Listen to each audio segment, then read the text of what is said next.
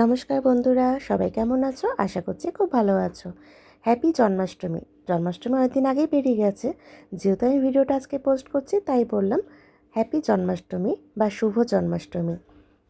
তো আজকে সকাল সকাল আমি চলে এসেছি বাপের বাড়িতে। সকাল সকাল বলতে প্রায় 8টার সময় ঢুকেছি। 8টা সাড়ে 8টার সময়, না সরি, সাড়ে 8টার সময় বাড়ি থেকে বেরিয়েছি, 9টার সময় ঢুকলাম। ওখানে পুজো করে রান্না বান্না সব সেরে তারপর একাই এসেছি বাসে করে। বিকেলবেলায় ছেলে আর হাজব্যান্ড আসবে আর আমার ননদও আসবে। আমার মায়ের বাড়িতে একটাই পুজো একটু বড় করে করা হয়। বড় বলতে আরেকটু বড় হয়, কিন্তু এবারে মায়ের অসুস্থতার জন্য শরীরটা খুব একটা ভালো নেই বলে তাই ছোটোখাটোর মধ্যে একটু করা হয়েছে। আর পুজো অনুষ্ঠান যতই ছোটোখাটো বলো না কেন, ঠিক বড় হয়েই যাবে। আর জন্মাষ্টমীতে যেহেতু প্রচুর জোগাড় থাকে তাই একটু তো বড় হয়েই যায়। তো এখানে এসে ঘরটা মায়ের প্রায় গোছানোই ছিল, আমি একটু গুছিয়ে নিয়ে চান টান করেই বসে পড়েছি ভোগের রান্না করতে। প্রথমেই আমি করে নিলাম হচ্ছে পায়েস। তারপরে এই যে দুধ জাল দিয়েছি, ওটা হয়েছে ক্ষীর। আর ক্ষীরটা করতে করতে মানে দুধটা জাল দিতে দিতে আমি ততক্ষণ নারকোলটা কুড়ে নিয়েছি, আর মা এদিকে তালের মাড়িটা মেরে নিয়েছে। তো দেখো ক্ষীরটা করছি। ক্ষীরটা দুধটা ফুটতে দিতে অনেকটা সময় লাগে, সেই ফাঁকে মাঝখানে অনেকগুলো, আর দেখো হাতে ফোস্কা পড়েছে। সকালবেলাতেই আমাদের সিলিন্ডার শেষ হয়ে গেছে, তাই ইন্ডাকশানে রান্না করেছি, সাইডটা মুছতে গিয়ে ব্যাস কড়াইয়ে ছ্যাঁকা খেয়ে গেছে, তাই ফোস্কা পড়ে গেছে। তো দেখো, কথা বলতে বলতে ক্ষীরও রেডি, এখানে নারকেলটাও কোড়া ছিল, নাড়ুটাও করে নেব, নারকেলটা সেজন্য পাক দিয়ে নিচ্ছি। দেখতে অনেকটা আয়োজন লাগে, কিন্তু এক এক করে করতে শুরু করলে না ফটাফট হয়ে যায়। তো দেখো নাড়ুটা এবার পাকিয়ে নেব, একটু ঠান্ডা হোক। আর সেই ফাঁকে দেখছি আলপনাটা দেওয়া হয়নি, তাই মাঝখানে সবই হয়ে গেছে, আলপনাটা দিতে চলে এলাম। কোনো রকমে যত তাড়াতাড়ি সম্ভব পারলাম একটু আলপনাটা দিয়ে নিলাম। কেমন হয়েছে তোমরা কিন্তু কমেন্ট করে অবশ্যই জানাবে। বাজে হলেও কমেন্ট করবে, আমি জানি খুব একটা ভালো হয়নি, তা হলো। তো রান্নাবান্না প্রায় সব শেষ, মা ওখানে মালপোয়া তালের বড়াটা করছে, আর সে ফাঁকে আমি গোপুসোনাকে চান করিয়ে নিচ্ছি। আর ওদিকে লুচি ভাজছে আর 5 রকম ভাজা ভাজছে। আমি শুধু পায়েসটা, ক্ষীরটা আর নাড়ুটা এগুলো আমি করলাম। বাকি আর ময়দাটা মেখে নিয়েছি, বাকি সব মা আর ঠাম্মা মিলে করে ফেলছে। তো এখানে যেহেতু তাড়াতাড়ি আজকে 3টের সময় যেহেতু পুরোহিত মশাই আসবেন, দানালে বলেছিলেন সন্ধ্যে 8টার সময় আসবেন। তো 8টার সময় আমার সম্ভব না, আমার বড় ননদের বাড়িতেও পুজো হয়, সেখানেও আমাকে যেতে হবে। তো আমি যেহেতু তাড়াতাড়ি চলে যাব, সেই কারণে মাকে বললাম যে না, 3টের সময় করো, যেমন করে হোক জোগাড় হয়ে যাবে। আর বলতে নেই, তাড়াতাড়ি হয়েও গেছে, ঠিক টাইম মতোই হয়ে গেছে। আর ওদিকে সবই কমপ্লিট হয়ে গেল ভোগের আয়োজন, এবার শুধু ফল কাটাটা হবে। তো আমি এখানে গোপু সোনাকে চান করে নিচ্ছি, আর ওখানে ঠাকুর যেখানে থাকবেন গোপু, সেখানে জায়গাটা একটু সুন্দর করে সাজিয়ে নিলাম। ওই যে দেখতে পাচ্ছ লাল রঙের দোলনা ওখানে থাকবে। তো এই হচ্ছে গোপু সোনা। চান টান হয়ে গেছে, নতুন ড্রেস পরে নিয়েছে, এরপর রেখে দেবো দোলনাতে। তো কেমন লাগছে আমার গোপু সোনাকে তোমরা কিন্তু অবশ্যই কমেন্ট করে জানাবে। এই যে আমার গোপু সোনা, আর এই সোনার টিপটা দেখতে পাচ্ছ, এটা আমার শাশুড়ি মা এবছর গোপুকে দিয়েছে। আগের বছর এই রূপোর চেনটা দেখতে পাচ্ছ, ওই চেনটা দিয়েছিলেন, আর এই বছর সোনার টিপটা দিয়েছে। তো কি মিষ্টি লাগছে না দেখতে? তোমরা কিন্তু অবশ্যই কমেন্ট করে জানাবে। আলপনাটা যদি ভালো না লাগে প্লিজ স্কিপ করে যেও, বাট আমার গোপু সোনাকে বলো কেমন লাগছে, সাজানোটা কেমন হয়েছে। আর যেহেতু আজকে লোকনাথ বাবারও জন্মদিন, তাই লোকনাথ বাবাকেও পাশে রেখেছি।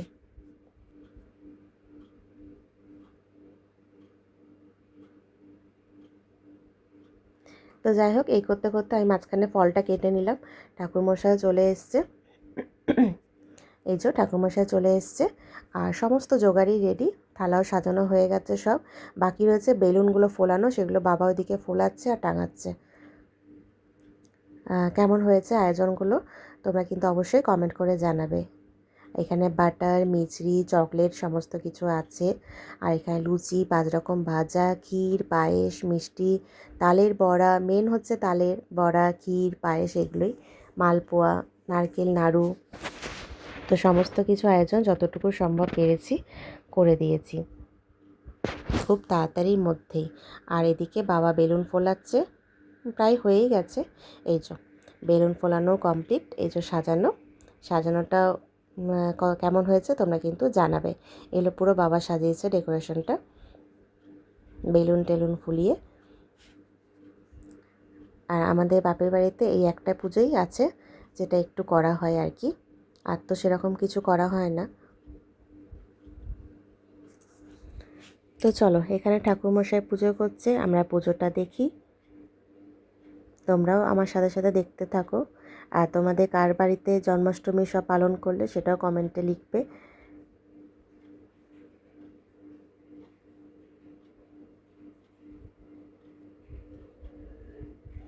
আর এখানে আমি পুজো করছে, এদিকে ভাই আছে, ভাই মানে আমার কাকার ছেলে, ওদেরও ওপরে পুজো হয়, ওর মা নিজেই করবে।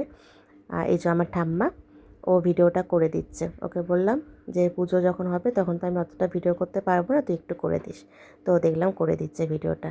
আর ওর ওপরেও পুজো হবে, মানে আমার কাকার বাড়িতে ওপরে দোতলায়, তো সেখানেও তোমাদের দেখাবো। ওপরটাও ভীষণ সুন্দরভাবে সাজিয়েছে। তো এটা কাকিমা নিজেই করবে, একটু সন্ধ্যার দিক হলে তখন করবে। আর যেহেতু আমি চলে যাব সন্ধ্যাবেলায়, তাই মাকে বললাম তুমি দুপুরেই করে নিও। তো এখানে এখন অঞ্জলি দেওয়া হলো আর কি, অঞ্জলি দেওয়া চলছে, এখনও হয়নি, চলছে। এরপর হবে আরতি।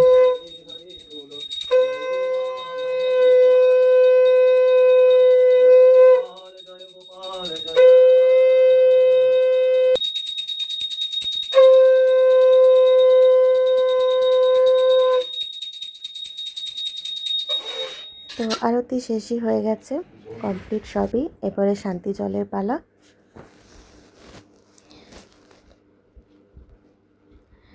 এই যে এবার শান্তি জল হয়ে গেলে পুজো প্রায় শেষ। শুধু আমি পরে ঠাকুরের ব্রত কথাটা পড়ব, তাহলেই হয়ে যাবে।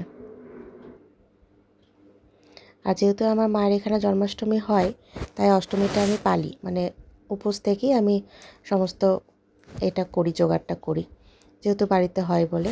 আর এই যে পুজোর পরে কী সুন্দর লাগছে না দেখতে? তোমরা কিন্তু অবশ্যই কমেন্ট করে জানাবে কেমন লাগছে। তো চলো, পুজো তো হয়েই গেল, ফটো তোলাও হয়ে গেল, এরপর একটু প্রসাদ খেয়ে রেস্ট নেব।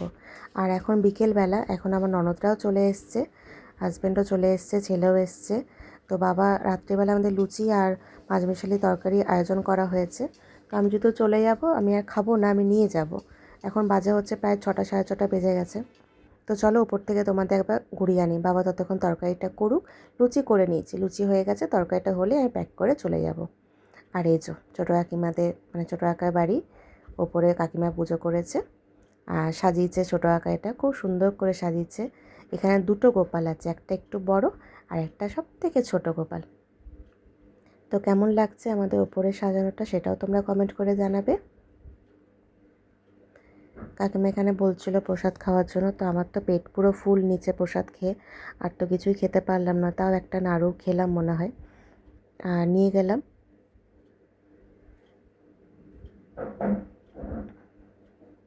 তো এরপরে বাড়ি চলে যাওয়ার পালা। লাস্ট ফিনিশিংটা দেখাতে পারলাম না, মানে বাবা তরকারি করেছে সেটা।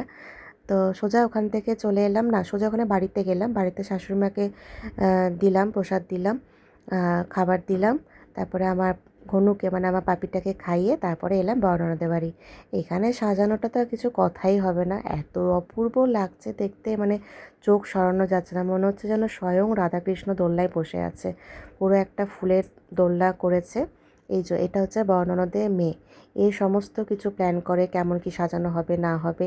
এত সুন্দর, মানে এত সুন্দরভাবে ডেকোরেশন করে, মাথায় আসেও সেরকম বুদ্ধি। প্রত্যেকবার ইউনিক করার চেষ্টা করে, বেশ নতুনত্ব লাগে।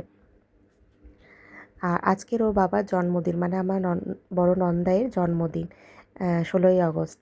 তো একই দিনে জন্মাষ্টমীটাও পড়ে গেছে, তাই এখানে কেক কাটিং হচ্ছে একটু ছোট করে। আর আজকে যেহেতু ভেজ, তাই লুচি টুচি এসবই খাওয়া হবে। তো আমি আর ভিডিও সেরকম করতে পারিনি, এই কেক কাটার ভিডিও দিয়েই আজকে ভিডিওটা শেষ করব। তোমাদের সবার কেমন লাগলো তোমরা কিন্তু অবশ্যই কমেন্ট করে জানাবে। ভালো লাগলেও কমেন্ট করবে, খারাপ লাগলেও কমেন্ট করবে। আজকের মতো এই পর্যন্তই ভিডিওটা। আর এই যে দেখো, এটাকেও নিয়ে এসছে। তো ভালো লাগলে অবশ্যই কমেন্ট করবে। আর প্লিজ যারা নতুন যারা দেখছো, শুধু দেখছো, লাইক করছো, তারা একটু চ্যানেলটাকেও সাবস্ক্রাইব করে পাশে থাকবে। তো আজকের মতো টাটা, আবার দেখা হবে পরের কোনো একটা ভিডিওতে। সবাই ভালো থেকো, সুস্থ থেকো, সাবধানে থেকো, আর অবশ্যই আমার একটু পাশে থেকো। টাটা সবাইকে।